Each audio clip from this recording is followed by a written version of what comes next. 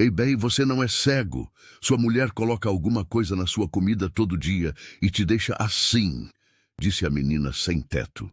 Eduardo parou bruscamente na calçada movimentada da Rua Augusta, sua bengala quase escapando das mãos trêmulas.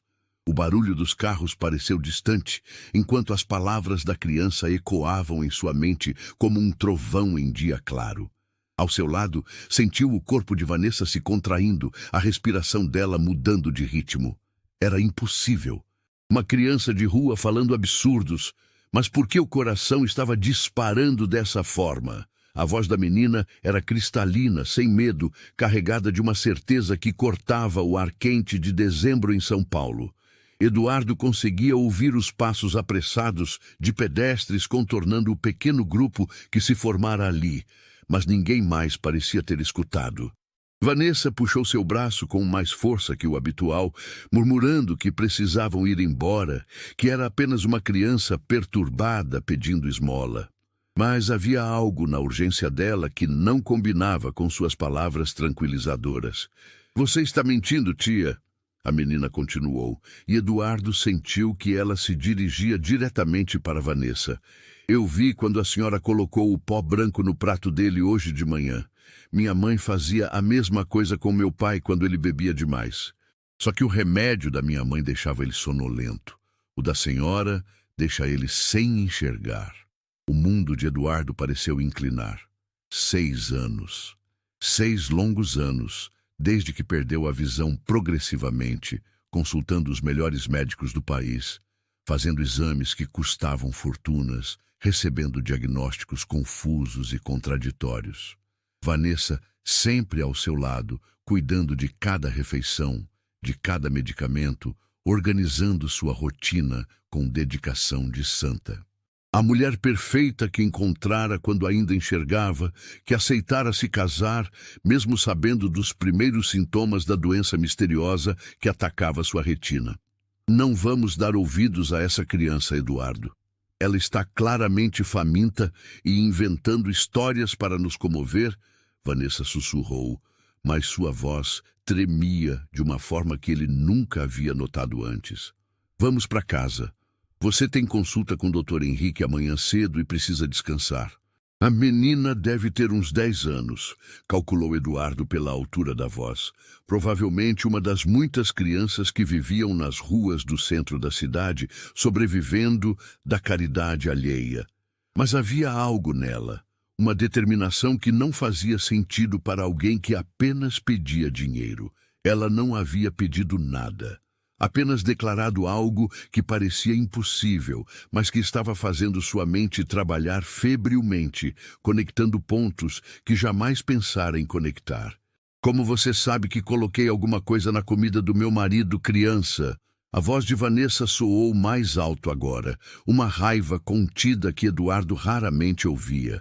Você não tem o direito de inventar mentiras sobre pessoas que nem conhece. Vamos, Eduardo.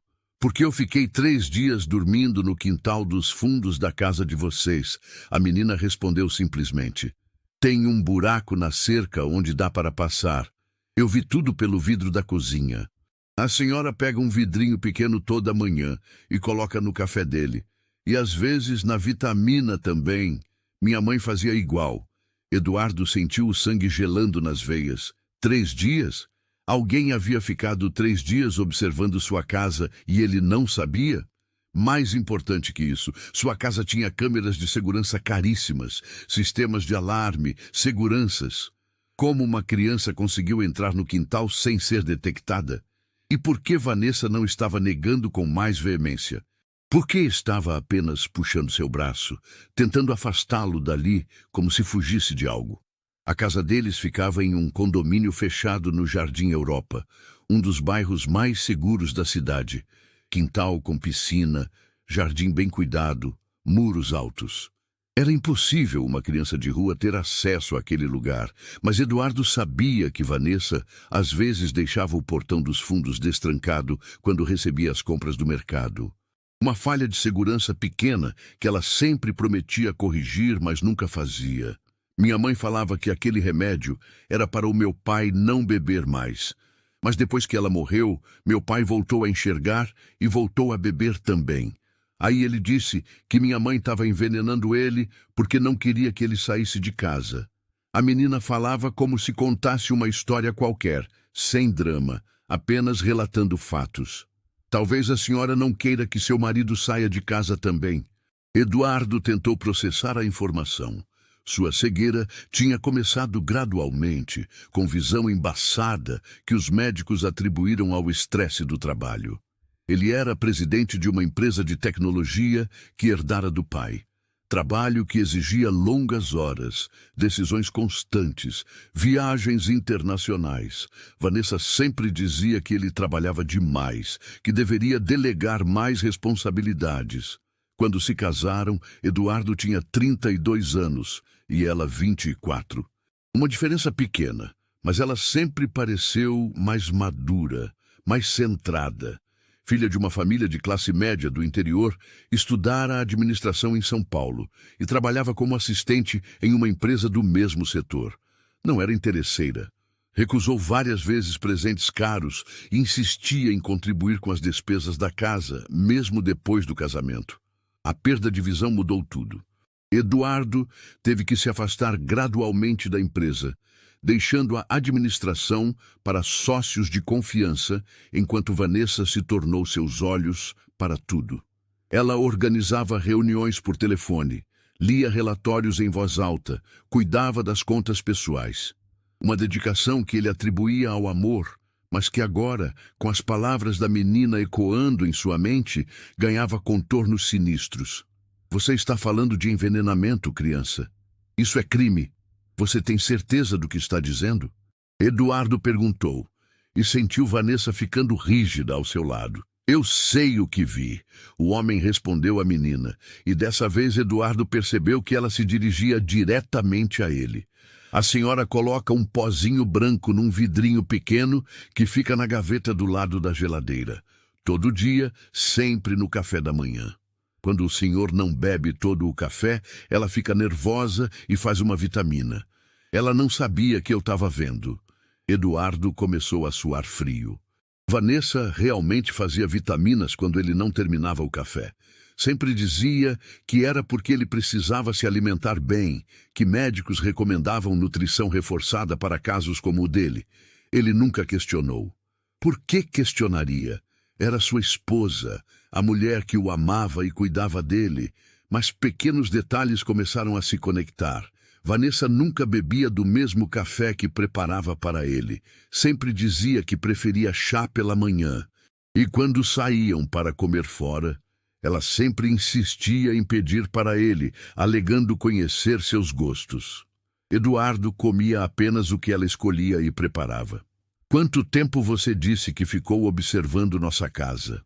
Eduardo perguntou, ignorando os puxões cada vez mais insistentes que Vanessa dava em seu braço. 3 dias. A menina não hesitou. Eu estava fugindo do abrigo porque eles iam me separar do meu irmãozinho. Achei que o quintal de vocês era seguro para dormir. Não ia roubar nada. Só queria um lugar para passar a noite. Mas aí comecei a ver as coisas. Eduardo sabia que Vanessa estava mentindo sobre algo. Conhecia-a bem demais para não perceber a mudança na respiração. O jeito que ela mudava de posição quando estava nervosa. Eram pequenos sinais que aprendera a interpretar desde que perdera a visão. Uma habilidade que desenvolvia para compensar a falta da visão. Vanessa, por que você não está negando o que ela está falando? Eduardo perguntou diretamente, e o silêncio que se seguiu foi mais revelador que qualquer resposta. Eduardo, você vai mesmo dar ouvidos para uma criança de rua? Uma menina que claramente está inventando histórias para conseguir dinheiro? Vanessa finalmente respondeu, mas a raiva em sua voz parecia forçada. Vamos embora agora. Isso é ridículo. Se é mentira, então não há problema nenhum em deixar a menina falar. Eduardo disse calmamente. Se ela está inventando, suas histórias não vão fazer sentido. Mas se ela está dizendo a verdade, então eu preciso saber. A menina continuou falando, agora com mais detalhes que faziam o estômago de Eduardo revirar. Ela descrevia a cozinha da casa com precisão assustadora. O local exato onde Vanessa guardava o frasco, o horário que ela preparava o café.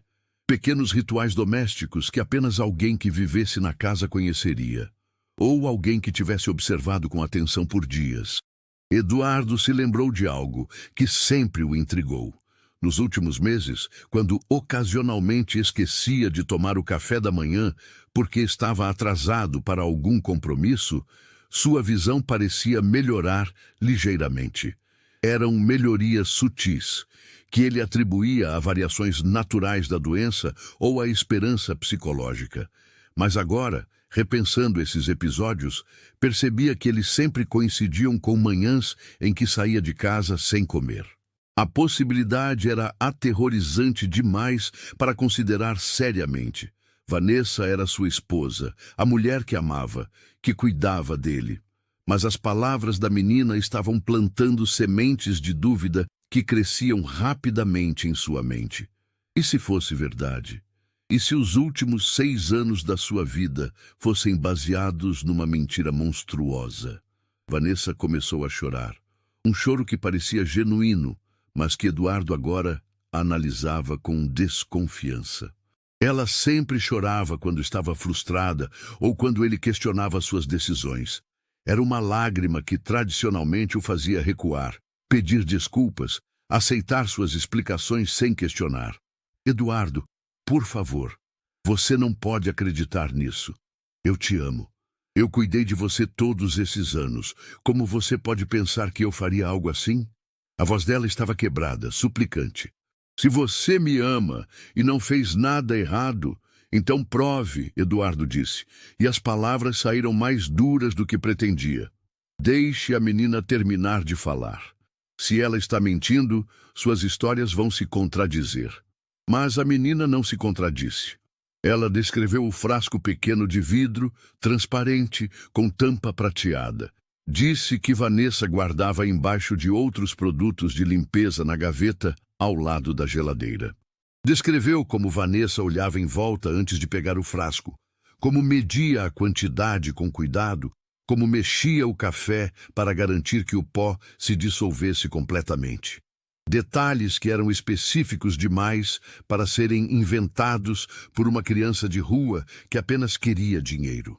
Eduardo se lembrou de Dr. Henrique, o oftalmologista que o acompanhava há 3 anos. Um dos melhores especialistas do país, que sempre parecia confuso com seu caso. Os exames não mostravam degeneração progressiva típica, nem sinais de doenças genéticas conhecidas. Era como se algo estivesse interferindo com sua capacidade visual, mas de forma que não deixava marcas detectáveis nos exames convencionais. E se Dr. Henrique estivesse certo quando dizia que o caso não fazia sentido medicamente? E se não fosse uma doença, mas algo artificial? O pó é branco e não tem cheiro, a menina continuou. Parece açúcar, mas não é açúcar porque não fica doce. Eu coloquei um pouquinho na língua quando a senhora saiu de casa ontem. É amargo e deixa a boca meio dormente. Eduardo sentiu o mundo girando. A menina havia provado a substância.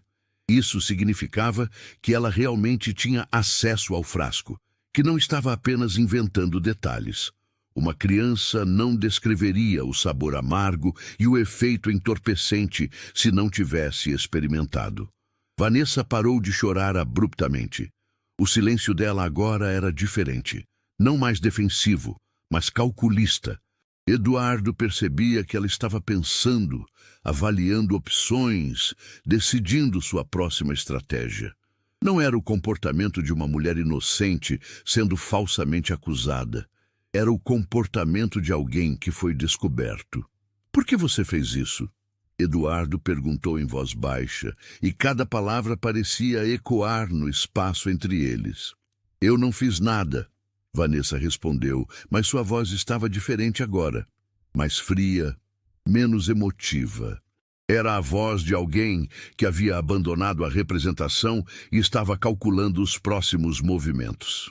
A menina se mexeu ao lado de Eduardo, como se estivesse desconfortável com a tensão crescente. Eu não queria causar problema, ela disse. Só achei que o senhor tinha direito de saber. Meu pai ficou muito bravo quando descobriu o que minha mãe estava fazendo. Ele disse que é crime fazer isso com uma pessoa. Eduardo pensou em tudo o que havia perdido nos últimos 6 anos. Não apenas a visão, mas a independência, a capacidade de trabalhar normalmente, de dirigir, de fazer escolhas simples do dia a dia. Sua empresa, que construíra com tanto esforço, agora era administrada por outros. Seus amigos, que gradualmente se afastaram porque ele não conseguia mais participar das atividades sociais normais. Sua vida inteira havia sido redesenhada em torno da cegueira. E Vanessa estava sempre ali, controlando cada aspecto, tomando cada decisão importante. Ele havia atribuído isso ao amor e ao cuidado, mas agora percebia que poderia ser algo muito mais sinistro. Controle. Vanessa havia assumido controle total sobre sua vida, e ele havia agradecido por isso. Quantas vezes Eduardo tentara voltar ao trabalho presencialmente, mas sempre se sentia fraco demais, tonto demais depois das refeições que Vanessa preparava cuidadosamente? Quantas vezes planejara viagens independentes, mas acabava desistindo porque a visão piorava exatamente nos dias que antecediam a viagem. Se a menina estava certa, então Vanessa não apenas o estava envenenando, estava controlando o timing dos efeitos, aumentando a dose quando ele mostrava sinais de independência, diminuindo quando precisava que ele parecesse funcional para exames médicos ou situações sociais importantes. Era um controle sutil, inteligente, que fazia tudo parecer natural. Eduardo se lembrou da última vez que tentara assumir de volta algumas responsabilidades da empresa. Foi há 2 meses. Ele havia se sentido particularmente bem por alguns dias, com a visão ligeiramente melhor que o habitual. Chegou a ligar para o sócio, marcando reuniões, falando sobre voltar gradualmente às atividades. Vanessa ficou nervosa naquela semana. Disse que ele estava se esforçando demais, que poderia ter uma recaída. Preparou refeições especiais, vitaminas extras para garantir que ele se mantivesse forte para o retorno ao trabalho, e sua visão piorou drasticamente na semana seguinte. Tão rapidamente que ele desistiu dos planos de voltar ao trabalho e passou semanas se culpando por ter sido ambicioso demais. Se a menina estava certa, aquela piora não foi natural. Foi induzida. Vanessa, eu vou fazer uma pergunta simples. Eduardo falou devagar, cada palavra pesada como chumbo. Existe um frasco com pó branco na gaveta ao lado da geladeira. O silêncio que se seguiu durou uma eternidade. Eduardo podia ouvir os sons da cidade em volta, carros passando, pessoas conversando, a vida normal seguindo em frente enquanto seu mundo desmoronava ali na calçada. Quando Vanessa finalmente falou, sua voz estava completamente diferente, calma, controlada, quase profissional. Existe sim. É um suplemento nutricional que o Dr. Henrique recomendou para você. Algo para ajudar com a regeneração celular da retina. Ele disse que era experimental, que você não deveria saber por que o efeito placebo poderia interferir nos resultados. A mentira era elaborada demais, muito específica. Eduardo percebeu que Vanessa havia preparado essa explicação há tempos, provavelmente planejando para o caso de ser descoberta. Dr. Henrique nunca havia mencionado tratamentos experimentais secretos. Pelo contrário, ele sempre foi transparente sobre a falta de opções de tratamento para o caso de Eduardo. Você está mentindo, Eduardo disse simplesmente. Dr. Henrique nunca me daria um medicamento sem me informar. É contra todos os protocolos éticos. Ele nem sequer acredita que meu caso seja tratável com medicamentos convencionais. Vanessa ficou quieta novamente. Eduardo podia quase ouvir os pensamentos dela trabalhando, tentando encontrar outra explicação, outra mentira que pudesse funcionar. A menina se mexeu ao lado dele. O senhor quer que eu vá na casa de vocês e pegue o vidrinho? Eu sei exatamente onde ele está. A senhora deixou a janela da cozinha entreaberta. Eu consigo entrar e pegar para o senhor ver. Não, Eduardo disse rapidamente. Se isso for verdade, então esse frasco é evidência de crime. Não pode ser tocado por ninguém além da polícia. A palavra polícia fez Vanessa reagir imediatamente. Eduardo, você não pode estar pensando em envolver a polícia por causa do que uma criança de rua está falando. Isso é insanidade. Eu sou sua esposa. Eu te amo. Eu nunca faria nada para te machucar. Mas a voz dela estava mudando novamente, menos suplicante, mais desesperada. Era a voz de alguém que percebia que a situação estava saindo do controle. Eduardo pensou em todos os médicos que consultara ao longo dos anos. Nenhum deles havia conseguido explicar sua cegueira de forma satisfatória. Mas todos eles fizeram exames baseados na premissa de que se tratava de uma doença natural. Nenhum deles havia testado para envenenamento por drogas que causam perda de visão, porque nenhum deles tinha motivos para suspeitar que um marido estava sendo envenenado pela própria esposa. Vanessa, qual é o nome da substância que você coloca na minha comida? Eduardo perguntou diretamente. Eu já expliquei. É um suplemento nutricional. Não tenho o nome técnico decorado, mas Dr. Henrique pode confirmar. Então vamos ligar para Dr. Henrique agora, Eduardo disse, tirando o celular do bolso. Se ele realmente prescreveu isso, ele vai confirmar na hora. Eduardo sabia que Vanessa não deixaria ele fazer essa ligação se ela estivesse dizendo a verdade. Se fosse realmente um tratamento prescrito, ela insistiria para que ele ligasse e confirmasse. Mas se fosse mentira, ela tentaria impedir de alguma forma. Eduardo, não é necessário incomodar o médico agora. É sábado à tarde. Podemos conversar com ele segunda-feira na sua consulta. Vanessa tentou pegar o telefone da mão dele, mas Eduardo se afastou. Se fosse verdade, você estaria ansiosa para que eu ligasse e confirmasse. O fato de você não querer que eu ligue é a confirmação que eu precisava. Eduardo discou o número de Dr. Henrique. Era um médico que conhecia há anos, que atendia aos sábados em casos de emergência. Alguém em quem confiava completamente e que sempre foi honesto sobre seu prognóstico. O telefone tocou apenas 2 vezes antes de Dr. Henrique atender. Eduardo, aconteceu alguma coisa? Você está bem? Dr. Henrique, eu preciso fazer uma pergunta muito específica. O senhor alguma vez me prescreveu um suplemento nutricional em pó branco que deveria ser misturado na minha comida sem meu conhecimento? O silêncio do outro lado da linha foi eloquente. Eduardo, eu jamais prescreveria qualquer medicamento sem seu conhecimento. Isso seria absolutamente antiético e ilegal. Por que você está perguntando isso? Aconteceu alguma coisa? Eduardo sentiu o último fio de esperança se rompendo. Parte dele ainda queria acreditar que havia um mal-entendido, que Vanessa tinha alguma explicação racional. Mas a negativa clara de Dr. Henrique eliminava qualquer possibilidade de dúvida. Doutor, eu preciso fazer alguns exames de toxicologia o mais rapidamente possível. E talvez o senhor possa me recomendar um hospital que tenha equipamento para detectar substâncias que causam perda de visão. Eduardo, você está me preocupando. Onde você está agora? Você precisa vir ao hospital imediatamente. Eduardo olhou para o lado, tentando localizar Vanessa pela presença, mas não conseguiu sentir mais sua presença ao lado dele. Vanessa, ele chamou, mas não houve resposta.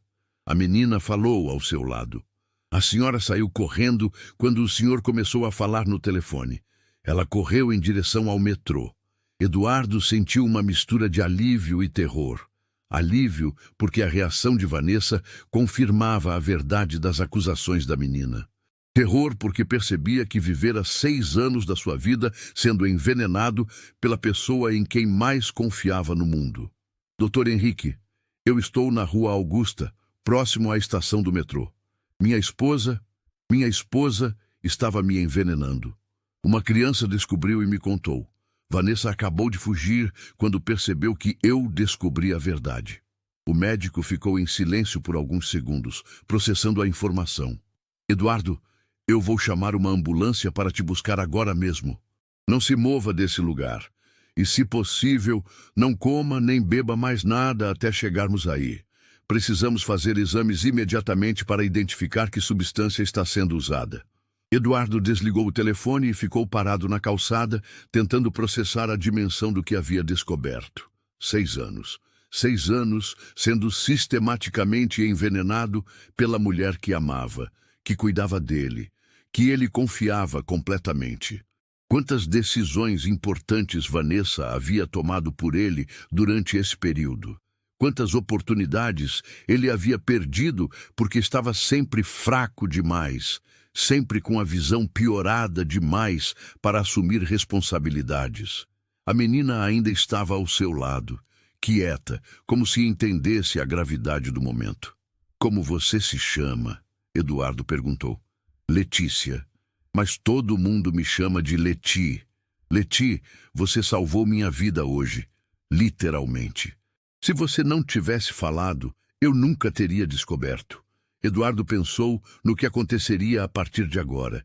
Exames médicos, investigação policial, descobrir exatamente que substância Vanessa estava usando e por quanto tempo. Descobrir se os danos à sua visão eram reversíveis ou permanentes. Mas por mais assustador que fosse o futuro, pela primeira vez em anos, Eduardo sentia que tinha controle sobre sua própria vida. A ambulância chegou 15 minutos depois. Os paramédicos foram gentis, mas eficientes, fazendo perguntas sobre sintomas, horários da última refeição, medicamentos em uso. Eduardo explicou a situação brevemente, focando nos fatos médicos. Dr. Henrique estava esperando no hospital quando eles chegaram. Ele organizou imediatamente uma série de exames de sangue e urina, além de novos testes oftalmológicos que focavam em detectar danos causados por toxinas específicas. Leti havia ido com Eduardo na ambulância. Ele insistiu para que ela ficasse, pois seria uma testemunha importante para a investigação policial que certamente seria aberta. Os assistentes sociais do hospital estavam cuidando dela, providenciando comida e um lugar seguro para ficar enquanto o caso era resolvido. Os primeiros resultados dos exames chegaram na segunda-feira.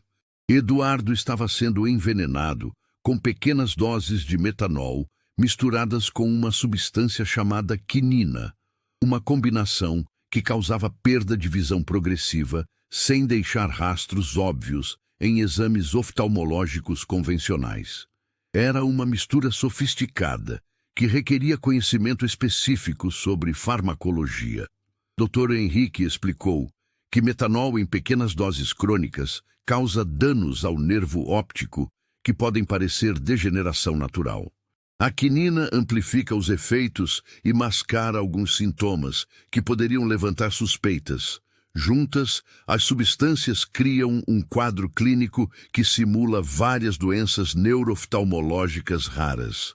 Vanessa tinha formação em farmácia, algo que Eduardo sabia, mas nunca havia conectado com sua doença. Ela trabalhava em laboratório antes do casamento e tinha acesso a substâncias controladas. Conhecimento suficiente para criar uma mistura que causaria exatamente os sintomas que Eduardo desenvolveu. A polícia encontrou Vanessa 3 dias depois. Ela estava tentando pegar um voo para o exterior usando documentos falsos. A investigação revelou que ela havia desviado quase R$ 2 milhões das contas de Eduardo ao longo dos últimos 2 anos, transferindo dinheiro gradualmente para contas em paraísos fiscais. O plano era sofisticado e paciente. Vanessa havia se casado com Eduardo quando ele estava no auge do sucesso profissional. Quando a empresa cresceu e ele se tornou milionário, ela começou o envenenamento gradual. A ideia era torná-lo dependente dela, assumir controle das finanças e, eventualmente, herdá-las quando os danos do envenenamento se tornassem irreversíveis. Eduardo nunca fez testamento deixando tudo para ela, mas como esposa, ela herdaria automaticamente em caso de morte. E a cegueira progressiva garantia que ele não conseguiria administrar os negócios sozinho, deixando-a em controle efetivo da fortuna. Durante a investigação, descobriu-se que Vanessa havia se casado com outro homem 5 anos antes de conhecer Eduardo. Esse homem também havia desenvolvido uma doença neurológica misteriosa e morrera em circunstâncias suspeitas. O caso foi reaberto pela polícia. Os médicos informaram a Eduardo que parte dos danos à sua visão eram reversíveis. Com o tratamento adequado e interrupção completa do envenenamento, ele poderia recuperar cerca de 60% da capacidade visual. Não voltaria ao normal completamente, mas seria suficiente para uma vida independente. Letty foi adotada por uma família que Eduardo ajudou a encontrar. Ele criou um fundo educacional para ela e para o irmãozinho, garantindo que ela pudesse estudar e ter as oportunidades que a vida nas ruas nunca ofereceria. A coragem de uma criança de 10 anos havia salvado sua vida, e ele nunca esqueceria disso. Eduardo voltou gradualmente à administração de sua empresa. Com a visão parcialmente recuperada e sistemas tecnológicos de apoio, conseguiu retomar grande parte de suas antigas responsabilidades. Descobriu que tinha perdido muito menos dinheiro do que imaginava. Vanessa havia sido cautelosa nos desvios para não levantar suspeitas. O caso virou notícia nacional. Eduardo decidiu falar publicamente sobre sua experiência, não para expor sua vida privada, mas para alertar outras pessoas sobre a possibilidade de envenenamento doméstico. Quantas doenças misteriosas poderiam ser, na verdade, crimes perfeitos? Vanessa foi condenada a 15 anos de prisão por tentativa de homicídio, envenenamento, estelionato e formação de quadrilha. A investigação revelou que ela não agia sozinha. Tinha contato com um grupo que se especializava em golpes matrimoniais de longo prazo contra homens ricos. Eduardo nunca mais se casou, mas não se tornou amargo ou desconfiado. Aprendeu a valorizar a independência que quase perdeu para sempre e a prestar atenção em sinais que anteriormente ignorava. Mais importante, aprendeu que, às vezes, as verdades mais importantes vêm das fontes mais improváveis. Hoje, 3 anos depois, Eduardo administra pessoalmente uma fundação que trabalha com crianças de rua em São Paulo. Letty, agora com 13 anos e estudando em uma das melhores escolas da cidade, às vezes ajuda nos projetos da fundação. Ela tem um talento natural para identificar crianças que estão em situações perigosas, como se sua própria experiência de sobrevivência lhe tivesse dado um radar especial para detectar problemas. Eduardo sabe que nunca recuperará completamente a visão e carrega cicatrizes emocionais profundas da traição de Vanessa. Mas também sabe que está vivo, livre e no controle de sua própria vida, graças à coragem de uma menina que poderia ter simplesmente passado direto por ele na rua, fingindo que não via o que estava acontecendo. Às vezes, as pessoas mais importantes em nossas vidas são aquelas que aparecem por poucos minutos, em momentos cruciais, com a coragem de falar verdades que ninguém mais quer ouvir. Eduardo aprendeu a escutar essas vozes, porque agora sabe que elas podem salvar mais do que apenas uma vida. Podem salvar a dignidade de existir como uma pessoa livre.